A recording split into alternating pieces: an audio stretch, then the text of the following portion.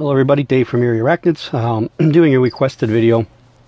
This is for Tarantula Times. The question that was presented to me was he wanted, or she, I'm not quite sure.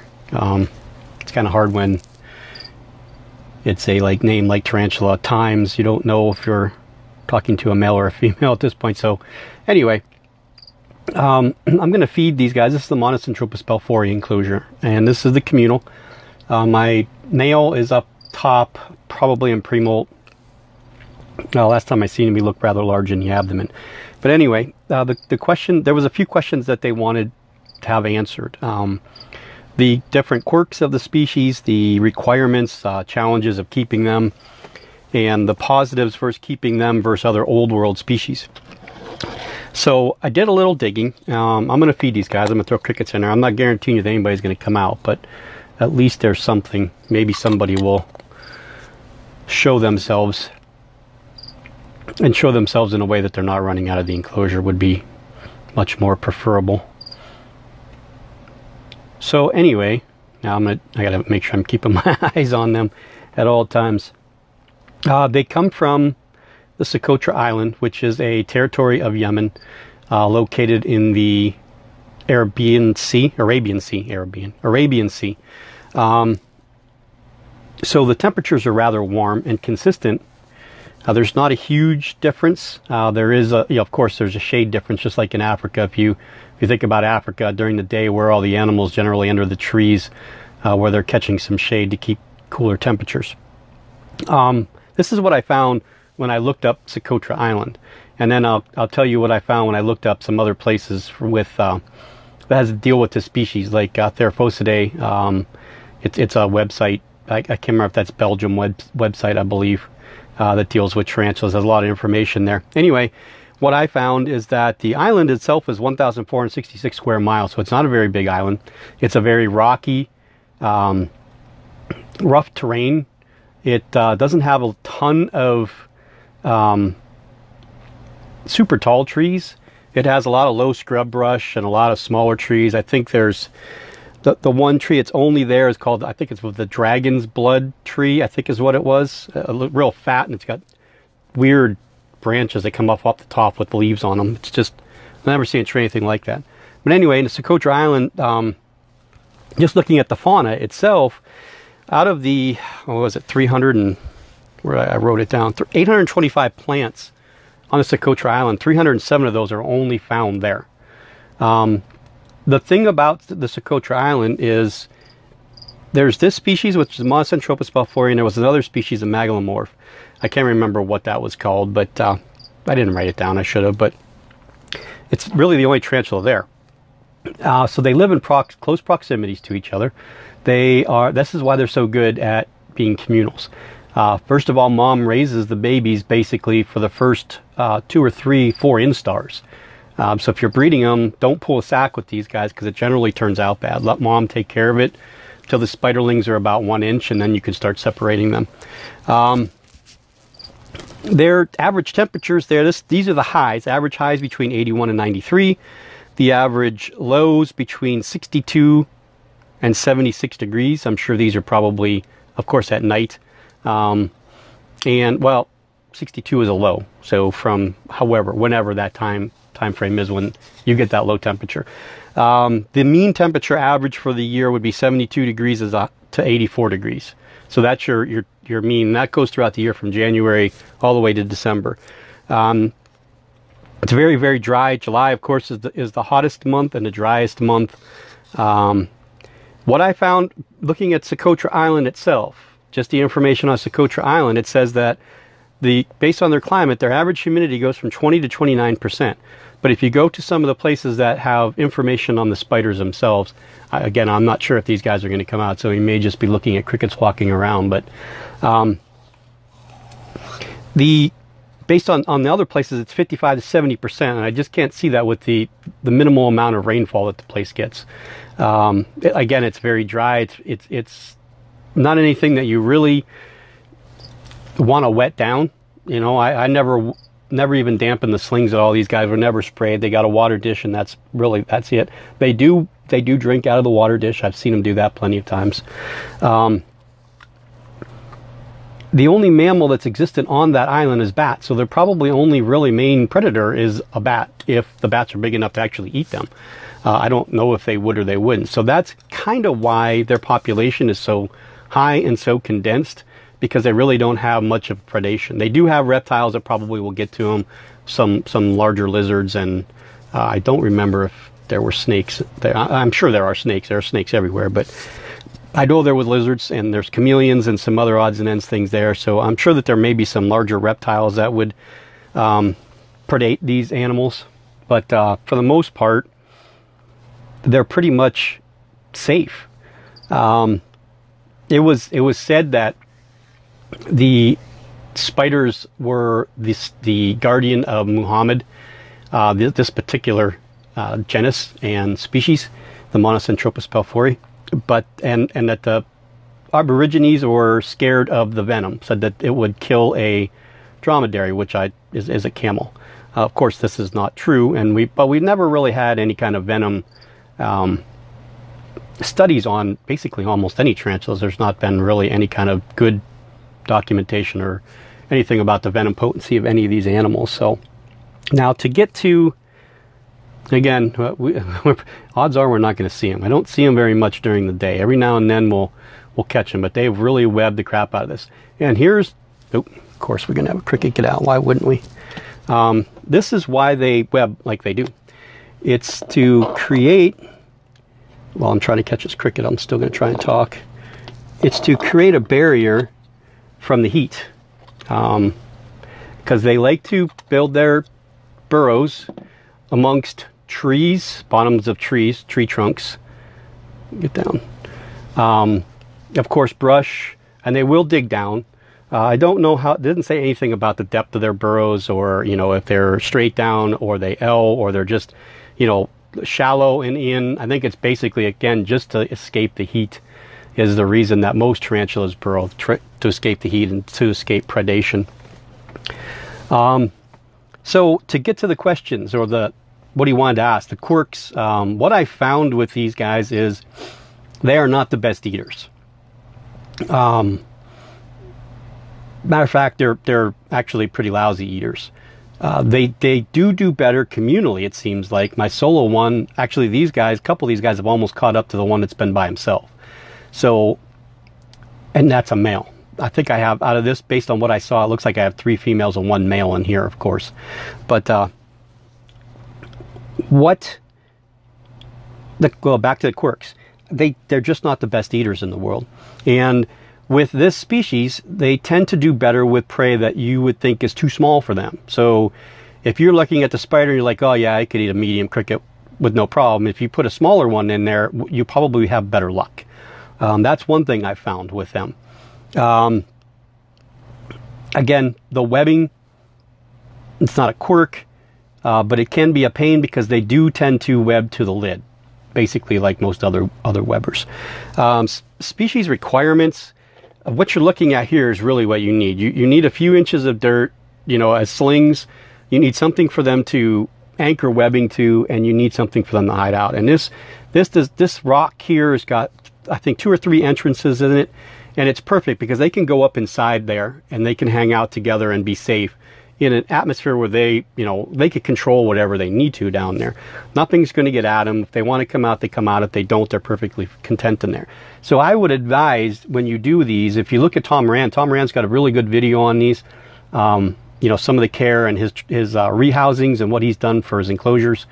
Give them multiple places to hide if you can. Over here, this whole area is a cork bark that goes down that's covered in dirt. So there's a nice tunnel that they can go down in there, and they have incorporated. I see them going back and forth in there a lot now, through this little area right here. They'll travel back and forth underneath the webbing in there. They like it warm. I mean, they do. They're going to be, I have found really a much more lethargic species during the cooler temperatures.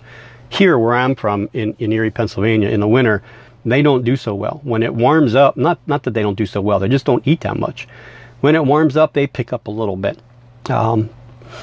So that's really it for them. A water dish, deep dirt, keep it warm if you can. I would recommend to try and maintain the temperatures between 77 and 85, or 75 and 85. If you can fluctuate those between day and night, I think you're going to have a very successful colony, or a very successful husbandry for just one of them even. So the challenges of these guys are, they're fast. They're very, very fast. And I found that they are much more willing to leave their enclosure than some of the other species that I've dealt with. It's not that I don't think they're comfortable with it. It's just like they like to climb, and they're very good climbers.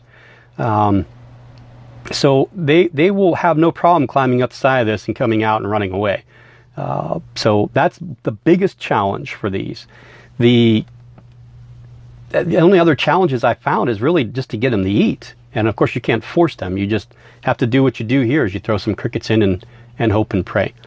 With the positives of keeping these versus otherworld tarantulas, I'm going to be honest, I don't think there really is any, other than the visual look of them. The enclosure, if you like to look at a nice webbed up enclosure that you don't see as spiders very often, then I think this is a species that you would enjoy keeping. And again, I mean, I've had 2 mature males, and then I have the juvenile male up there, and now these 4 that are in here. So I haven't actually had the communal where they're big and they're out a lot. My male, both of them, when they matured, they still stayed underground.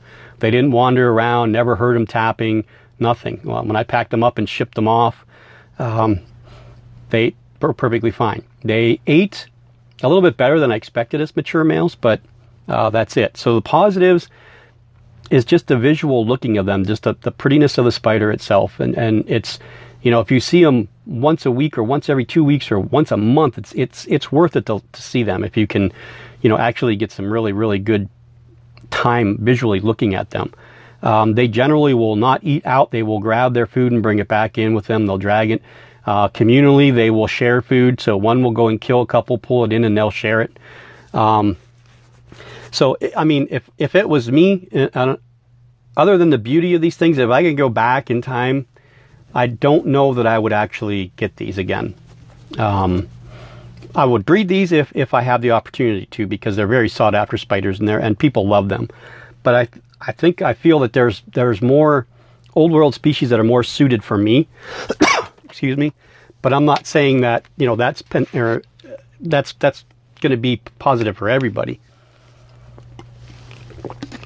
Sorry, I had to wet my whistle there.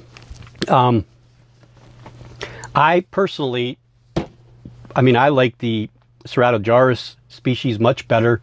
The Tarantula species, much better. I have had threat postures out of my mature males before as they were growing, so they will give you threat postures. They can be a little bit of a handful. But other than that, I don't really see any other, you know, positives of getting this one versus some of the other old world species. Their speed is no different. Their bite is no different. Their attitude's no different. I think I see these less than I ever have my Ceratojaurus starlingi. Other, you know, maybe, of course, the Cereopogibus lividus and stuff like that, the P. muticus and things like that, just dig a burrow and go down. I think the reason that I would rather have those than these is just because a lot of times they will build their burrows along the sides so you can actually see them. These guys hide. So where they dig, they don't want you to see them, period. So like I said, they're up inside this rock right here because it's hollow all the way up. So they're in there clinging probably side by side by side by side, just hanging out. So they like to be in small, close quarters where they're hiding. They don't need anything huge. And, you know, again, this enclosure here will be probably for a couple molts with them, and then they'll go into their permanent enclosure, and I think that I can get these 4 into a baseball cube without any problem. Or not baseball cube, yeah, stuff them into a baseball cube. Basketball cube is what I meant to say. Something of that nature. If not, I'll have something built for them, because, you know, the 10-gallon aquarium with probably 3 or 4 would probably be fine. So you want something at least that big. So I'm going to pause you for 1 second and then wrap this up. So just to go back and review, of course, I didn't say this part, but they were first described in 1897 by Pocock. Old World Tarantula, Socotra Island, territory of Yemen, the middle of the Arabian Sea. Very, very hot, very, very dry. Pretty much no rainy season whatsoever. They do get rain, but not very much. So their temperatures are more stable. So, you know, the fluctuation between them isn't as much. Now, I can get, where I was reading the other things, of course, it was all in Celsius, and I don't, unless I find something to convert it, I'd have to go on my phone and convert it. They say that the temperatures can get down to about 10 degrees Celsius at night. I'm not quite sure what that translates to, though. I think 20 degrees is like 60, 22 degrees Celsius, like 60 degrees or something like that. Again, I'm not by no means good at converting our system into, you know, our base 10 system, or what we use in the United States, to what everybody else uses. So, you know, centimeters and Celsius and all that stuff, I actually have to look it up. But again, they're fast. They have a nasty bite. I don't think that I would want to get bit by them. But they are more of a runaway spider than you know, hang out and throw up threat posture. If they're in a small, tight enclosure and you bother them, they're going to throw up a threat posture on you. No different than an OBT or anything else. But if you give an OBT proper amount of substrate or enough room for it to web and, you know, feel secure, then they're going to run too. Most theraphosids are going to take off on you. They don't want to stand and fight against something that they have no ability to eat, and they know they have no ability to survive. So I hope that this answers all of your questions there, Tarantula Times. If you have any other specific questions for me, you know where to find me in the comment section of this video. And that's really it. Again, I personally find other old world species much more appealing to me, care-wise. Now, visual-wise, again, they are a stunning spider. I love the look of them. The blue offset by that tan and creams is just unmatched by many spiders. There's not many out there that are more beautiful than this. And I think this was the best in show, I think, in 2015 at the British Tarantula Society show. So you know that, you know, they're gorgeous species, and I wished, just like a lot of the other ones that you wish don't dig and hide, I wish these guys were out a little bit more so that you could see them more. So again, I've had 2 mature males. I have these 4, and I have the juvenile male up there. Both my mature males were sold for breeding purposes. One didn't breed for some odd reason. He didn't want to have anything to do with the female and ended up dying. The other one did breed. I think they got a pretty decent sized egg sac out of it. Again, if you're breeding this species, keep the babies with mom till they're about an inch big, so roughly around 3rd or 4th instar. They do much better that way. They prosper better that way. And other points that I could give you is, if you're doing a communal, they do not have to be from the same egg sac. I've known many people that have added other ones into their communal at later dates, different sizes, and they've all done perfectly fine. I really believe if I put my juvenile male in with these guys, that they would all be fine. I just don't want to. I'm actually trying to see the size growth difference between communal species, the communal ones, versus him being by himself.